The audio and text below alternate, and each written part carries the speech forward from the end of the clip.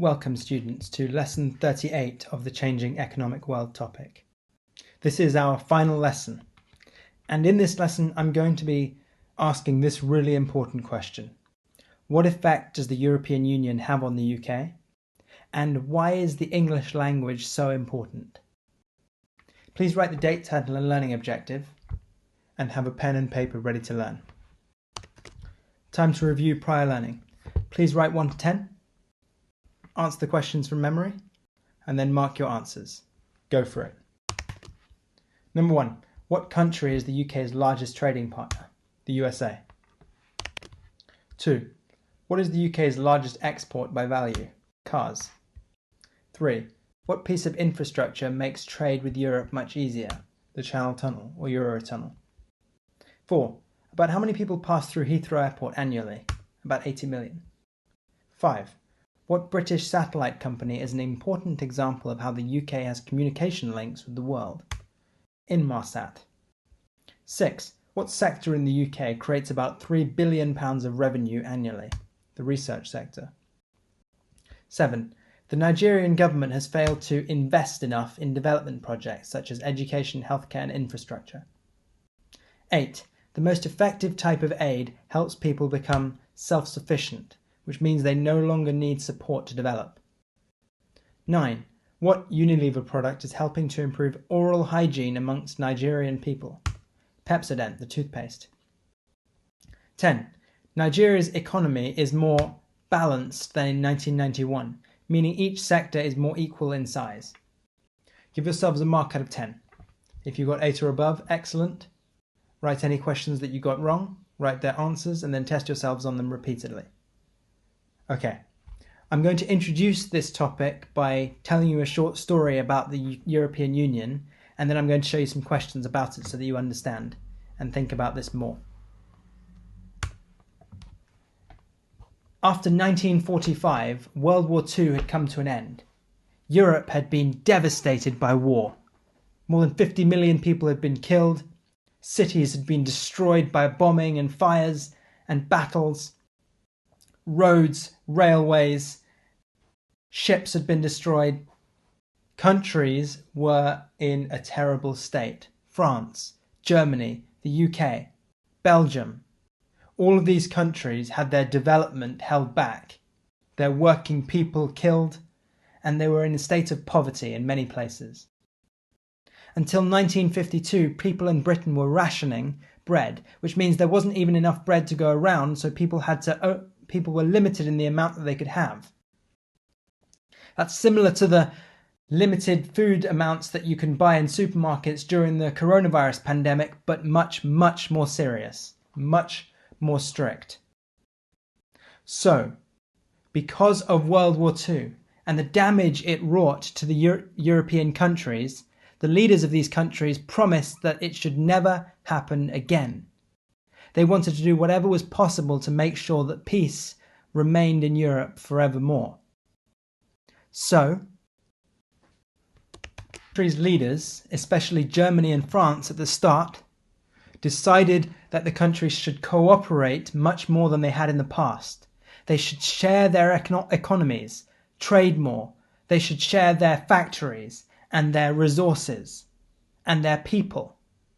And so begins the story of the formation of the European Union. At the start, it was just between two countries, Germany and France, who were going to share their coal supplies and their steel manufacturing, which it was thought would help these countries recover faster from the damage of World War II. In 1957, many of the countries of Europe met in Rome and agreed to form what was the organization before the European Union called the European Coal and Steel Community here. In the 1990s, another treaty was agreed in a city called Maastricht in Holland, which led to the formation of the European Union as we know it today.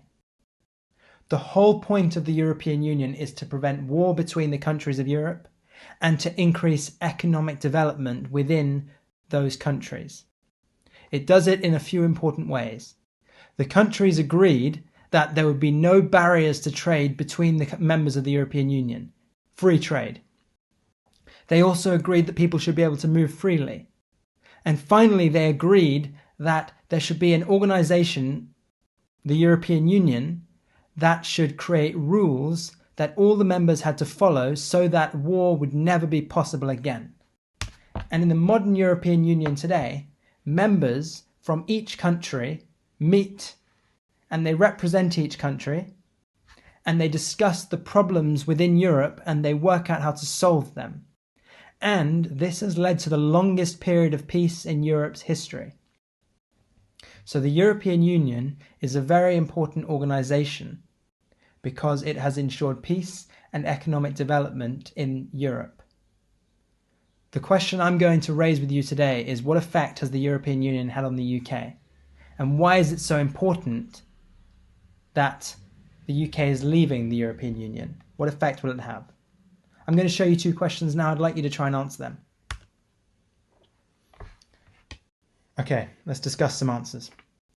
So how does free trade help a country? Well, you should have said that free trade means that companies who export to other countries can make more profit because they have to pay less, because there are no taxes, for example, tariffs. This leads to increased economic growth in that country, which means more taxes, more government revenues to invest in development. However, you may have also said that it causes problems.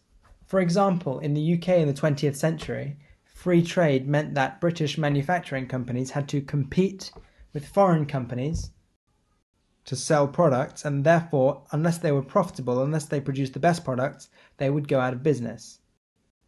Also, you could have said that free trade causes problems for LICs because they are importing manufactured products and exporting primary products, so they have trade deficits. 2. How does being part of a political group help a country's security? Well, I was hoping you'd think of Nigeria in this case. Nigeria is part of a number of political groups: ECOWAS, CENSAD, and the African Union.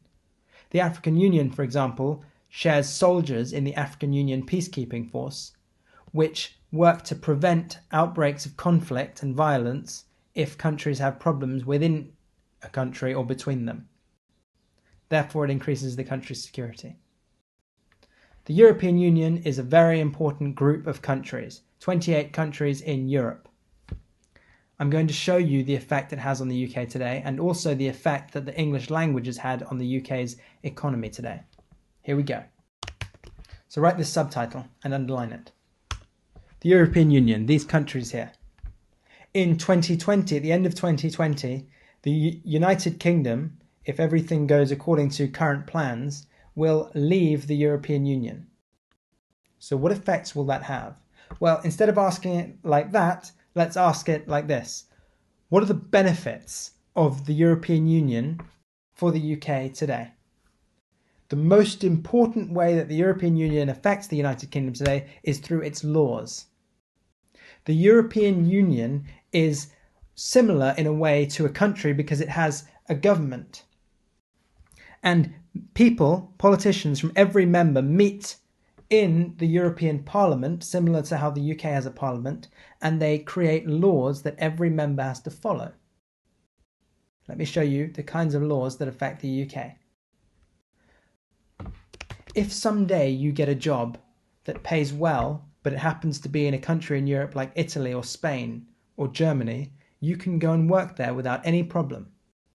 If, however, you got a job in America or in Brazil, you would not be able to work there so easily. You'd have to get a visa, a working permit.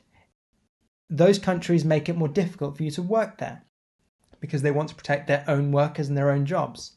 With the European Union, we have something called free movement of people.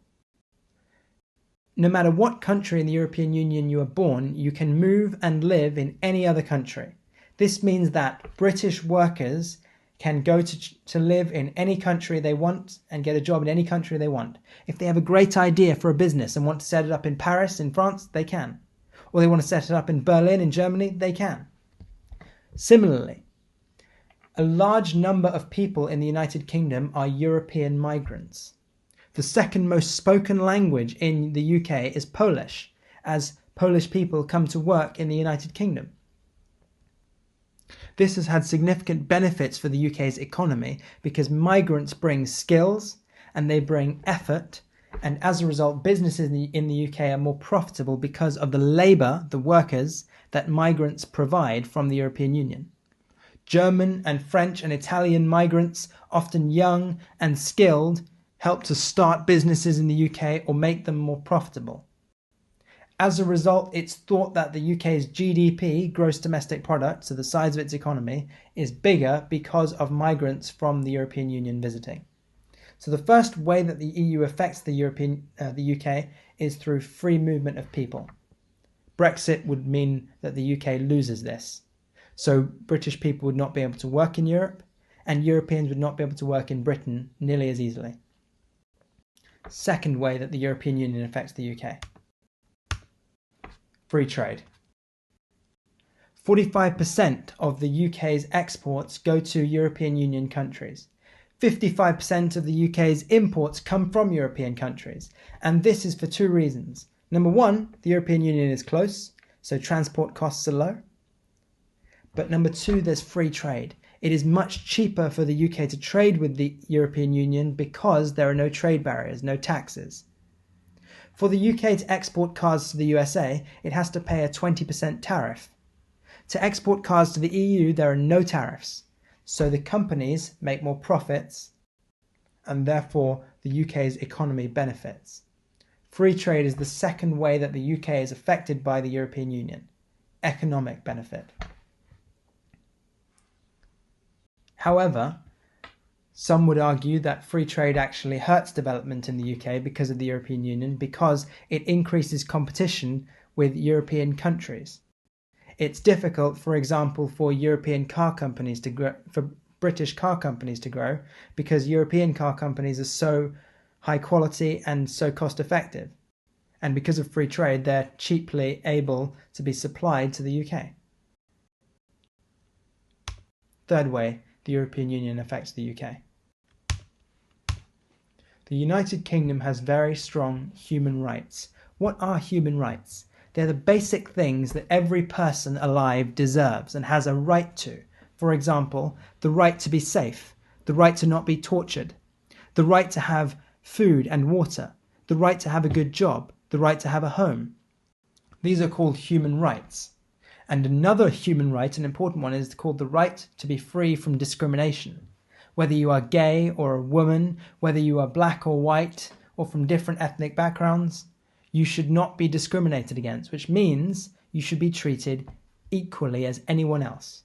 Black, white, rich, poor, gay, straight, you should be treated the same. These are called human rights. One of the laws that the European Union created was called the Human Rights Act, and it affects every member. It means that companies in the United Kingdom have to treat the women and the men and the black employees and the white employees equally, give them the same pay, give them the same access to rights, no matter what. As a result, people in the United Kingdom who want to get a job are protected from discrimination. So one negative effect of leaving the European Union means that the UK's government can set its own laws on discrimination, which could possibly mean that discrimination increases within the country. The gender pay gap, which means the difference in pay between men and women, has decreased significantly across the European Union because of the Human Rights Act. Another way that the UK is affected by European laws is the environment. In a previous lesson, I explored the impact of industry on the UK's environment, and I showed you the ways that the UK has tried to tackle those environmental issues. Many of those environmental laws were created by the European Union. The most important environmental issue today, globally, is climate change. And every member of the European Union has to fight to mitigate climate change, which means it has to reduce its greenhouse gas emissions. This is because the European Union creates very strong environmental laws, which every country agrees to, and every country must follow.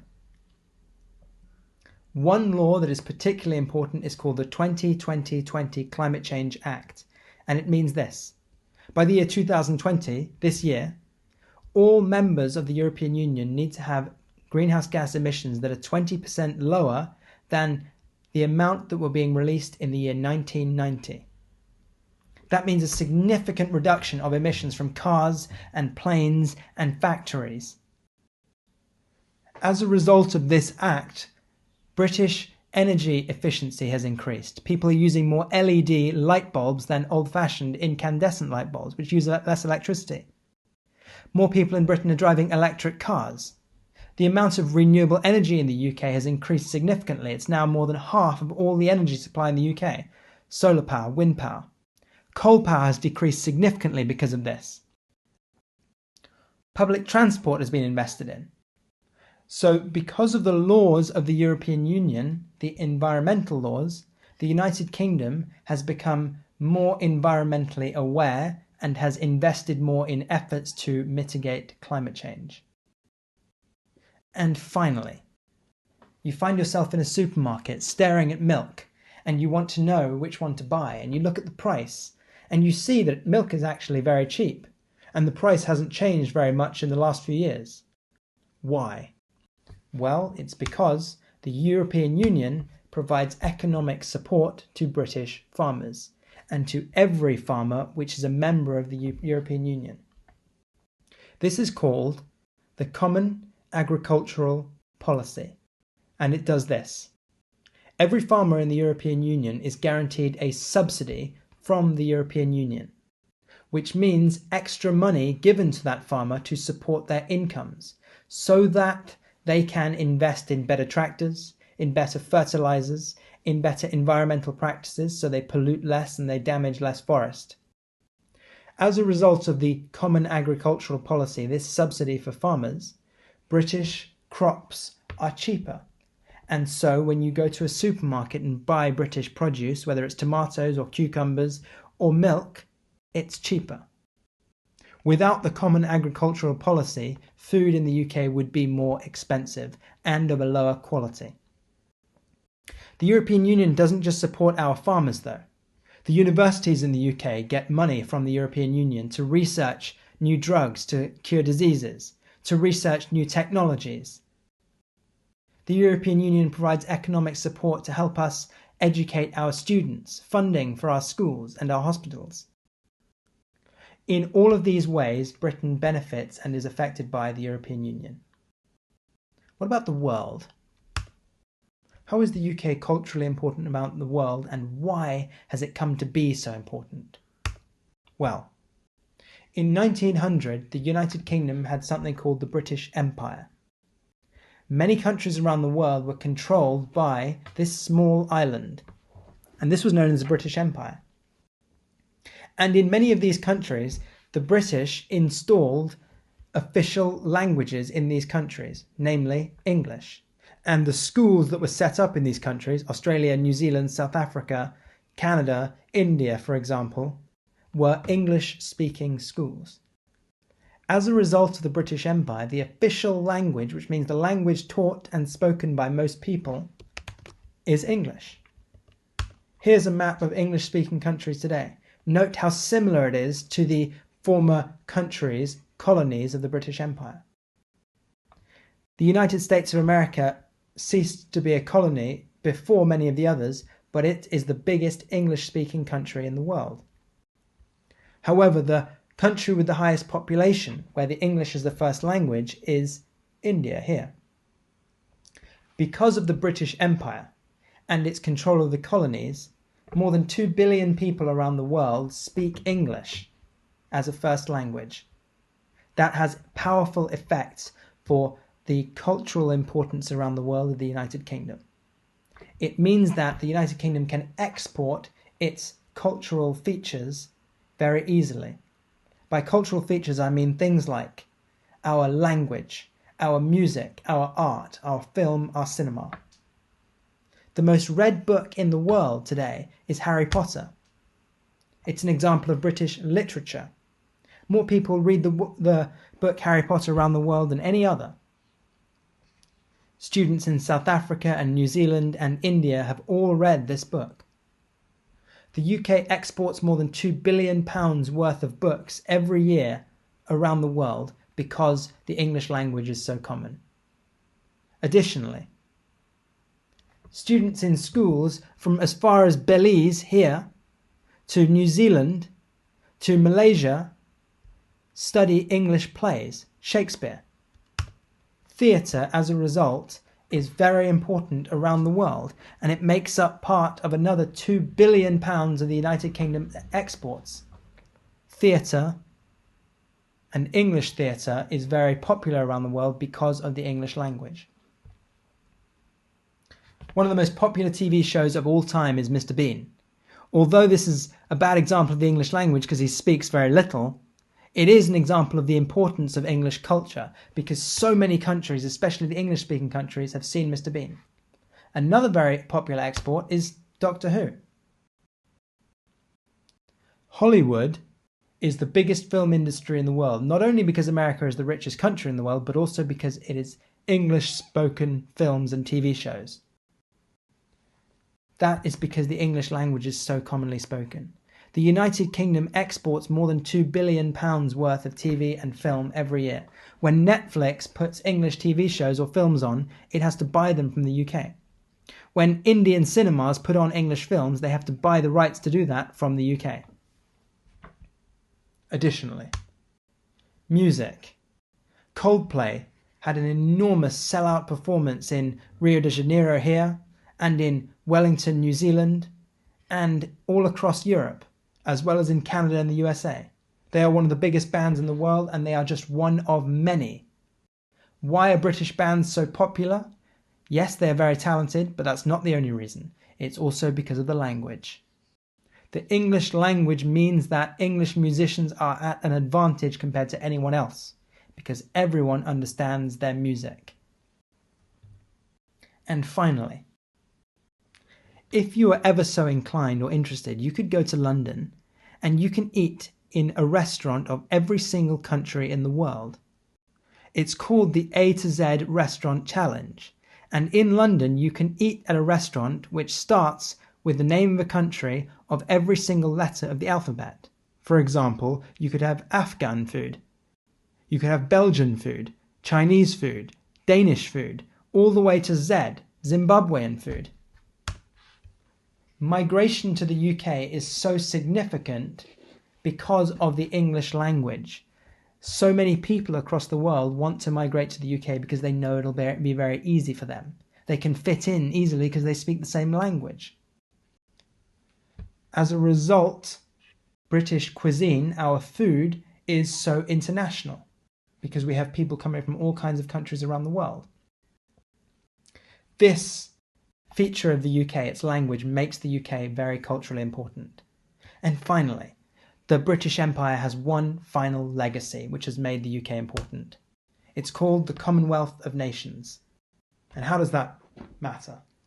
The Commonwealth of Nations is made up of 2.4 billion people across 54 countries around the world. All of these countries used to be colonies of the British Empire, and they all have English as the official language. The Commonwealth of Nations, it means that the UK retains a very close relationship with these countries. Close relationship in terms of trade and in terms of cultural links. It is 20% cheaper for the United Kingdom to trade with these countries because there is no language barrier. So you don't need interpreters to translate the documents, to translate the products and the packaging. You don't need interpreters to translate the laws. That makes it much cheaper for the UK to trade with these members of the Commonwealth.